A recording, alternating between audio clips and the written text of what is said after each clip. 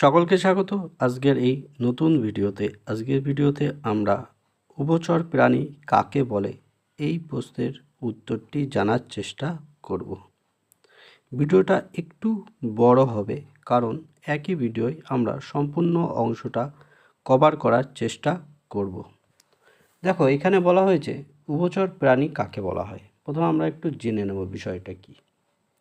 পৃথিবীতে যত ধরনের প্রাণী আছে তাদের অস্তিত্ব প্রায় পাওয়া যায় 370 মিলিয়ন বছর আগে। বলা হয়ে থাকে সেই মাছ জলে জন্মেছিল, সেই মাছ থেকেই উভচর প্রাণীর উৎপত্তি হয়ে থাকে। বর্তমানে পৃথিবীতে প্রায় 8,000 প্রজাতিরও বেশি উভচর প্রাণী রয়েছে। আমরা শুধুমাত্র ব্যাঙ জানি, কিন্তু এরকম অনেক অনেক উভচর প্রাণী আছে। এই উভচর কথাটির উৎপত্তি হয়েছে অ্যাম্ফিবিয়ান AMPHIPBIAN অ্যাম্ফিবিয়ান শব্দ থেকে। ঠিক আছে, এক্ষেত্রে বানানটা উচ্চারণ করার কারণ হচ্ছে পরবর্তীতে এই অ্যাম্ফিবিয়ানের লাস্টের এনটা থাকবে না, সেটি একটি শ্রেণীতে পড়ে যাবে।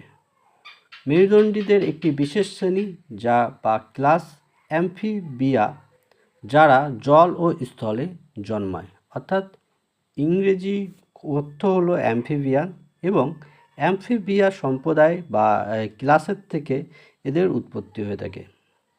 উভয় পরিবেশেই বসবাস করতে পারে এই উভচর প্রাণী, অর্থাৎ জলে স্থলে উভয় যে স্থানে বসবাস করতে পারে।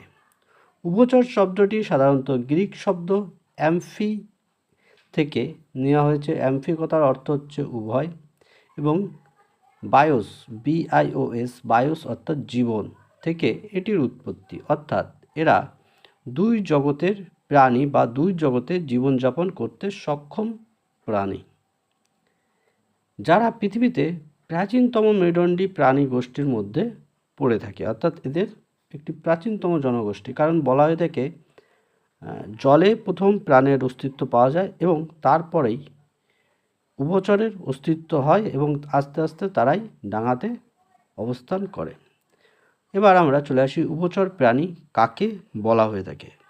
উভচর প্রাণী বলতে আমরা লিখতে পারি যে সমস্ত প্রাণীরা জলে ও স্থলে দুই স্থানে বসবাস করতে সক্ষম, সেই সমস্ত প্রাণীদেরকে বলা হয়ে থাকে উভচর প্রাণী। এবার এই উভচর প্রাণীর জীবনচক্র বা বেশ কয়েকটি বৈশিষ্ট্য সম্পর্কে জানব। উভচর প্রাণী কিছু আছে যারা জলে জন্ম হয়, এদের জলে, অর্থাৎ ডিম পাড়ে বা লাভা পাড়ে জলে। দ্বিতীয়ত, প্রথম অবস্থায় লার্ভা বা ট্যাডপল বা শুককীট শ্বাস নেয় সাধারণত ফুলকার সাহায্যে। ফুলকাকে আবার গিলস বলা হয়ে থাকে।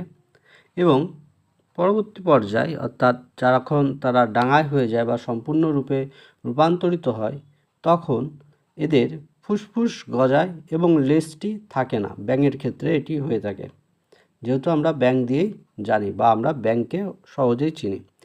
তখন এই লেজ থাকে না এবং ফুসফুসের মাধ্যমে তারা ডাঙাতে শ্বাসকার্য নিয়ে থাকে।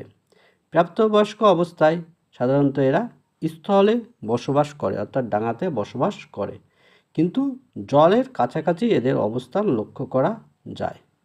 এদের চামড়া সাধারণত পাতলা, আর্দ্র সেল বা ময়লা যুক্ত হয়ে থাকে বা গুটি গুটি লক্ষ্য করা যায়। চামড়া দিয়ে অক্সিজেন নিয়ে থাকে, তাই অনেকে বলে থাকে ব্যাঙ ত্বকের সাহায্যে নিঃশ্বাস প্রশ্বাস নিয়ে থাকে বা শ্বাসকার্য চালিয়ে থাকে। আসলে ব্যাঙ শীত ঘুমের সময় ত্বকের সাহায্যে কিছুটা শ্বাসকার্য নিয়ে থাকে।